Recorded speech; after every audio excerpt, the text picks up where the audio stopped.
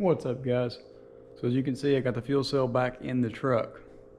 I'm gonna go over real quick everything I've done so far, just an update on the truck once again. And guys, we're getting very close to starting this thing. I got the fuel tank over here ready.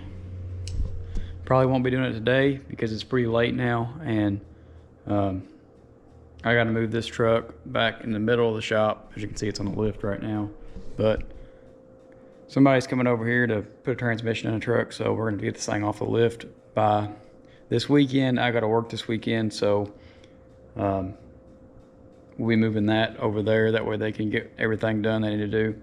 But that's why I don't want to start it right now. We're very close. Very close. I got the fuel cell in it. The fuel pump's mounted up. We got the return line ran. We're going to work on this a little bit because I'm not a super big fan of this. I didn't have the right fitting to go from an 8AN to a 6AN. As you can see, there's a little grommet going through the floor, and that's just adapted down to a 6AN line. These have 8AN metal fitting sticking off of them, so I had to use an 8AN fitting for it. But I didn't have any that adapted from the 8AN to 6AN, so we have to make that do for now. And this is just a vent tube. I just got that temporary once again. Hopefully though, next video we will be starting this thing for sure. I can tell you that right now. We got a few things left to do. I did try to get this throttle cable rigged up. As you can see, it went in there. We got to mess with the foot pedal. There's a little hole that the little pin thing goes in. It's too small, so I'm gonna have to drill it out or something. We'll figure something out there. And another thing I noticed, I figured this might be helping somebody else. These throttle bodies are different depending on the year.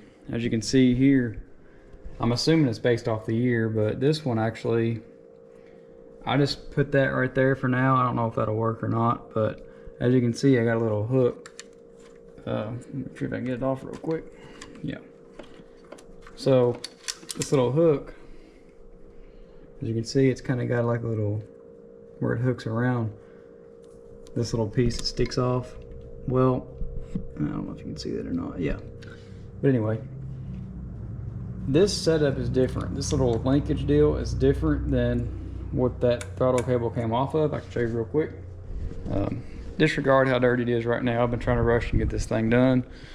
It's been fighting me the whole way. There's been a bunch of little things, you know, just nickel and dime you to death with little things, and that's what I've been dealing with. But we're getting there, guys. We're almost there.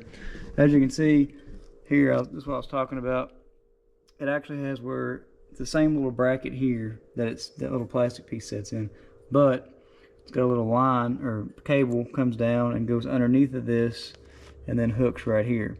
But as you've seen on the other one, it's not set up like that. It's set up a little different. So hopefully we can figure something out with that. If I have to, I can throw that throttle body on this truck. It really doesn't matter. I just have to clean it up. As you can see, it's pretty dirty. But we're getting pretty close. Like I said, I got this hose is now connected. Remember last video, it was looped up around there, but as you can see, it's on there. And we got our return line. We're using 6AN line on the return, and then 8AN line as a feed line, and it's the same over here. I do still have to do the wiring for the fuel pump. I'm working on that right now. I just want to throw a video out there because I'm going to be done with that by today, and then hopefully on Monday or Tuesday, probably when y'all see it, I'll post another video of this thing running. That'll be a fun video. I'm really curious to see what it sounds like. I really want to know if it's going to sound the same or different. Yeah, I don't know. We'll see. But I'll show you underneath the truck real quick, just in case anybody's interested in how I did this so far. All right, guys, I got this thing there. So as you can see, this is where it came from, the regulator. I just got it looping in here for right now. Try to keep it away from the tire when I'm turning everything, keep crap from flying on it, and also away from the exhaust. I don't want to get this thing very close to the exhaust. As you can see, I had to drill 2 holes here and put a zip tie around it. I'll show you on this side what I did there. So in order to keep it away from the exhaust, I'm gonna put my light out real quick.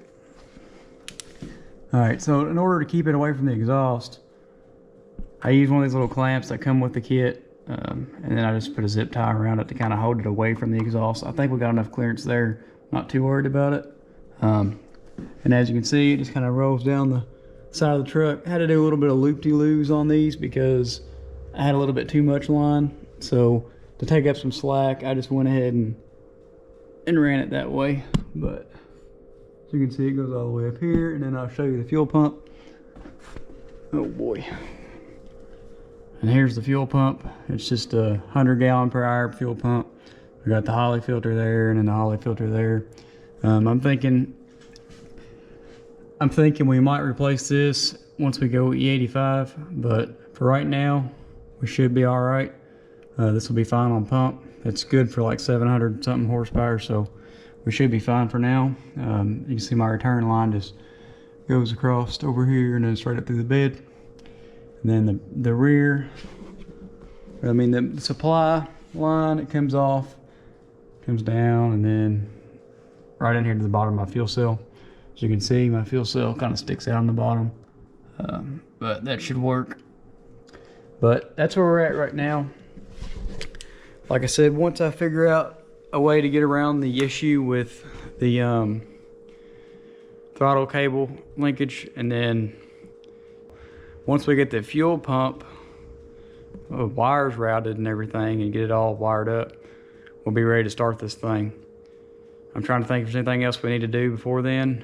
I got to put the coil plug wires on, but that ain't no big deal. And oh, I was going to mention this as well.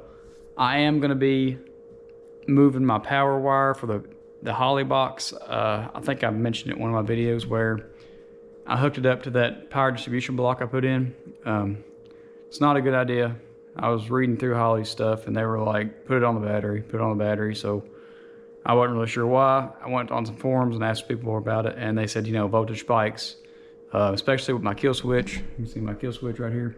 If that were to get flipped and everything's on, it might spike or something and cause some issues with the Holley box. So don't want to do that. So what I'm going to do is just extend the wire back to the battery and hook it directly to the battery. Shouldn't matter with the kill switch because the ignition will be shut off when the switch is turned, so it should cut it off anyway.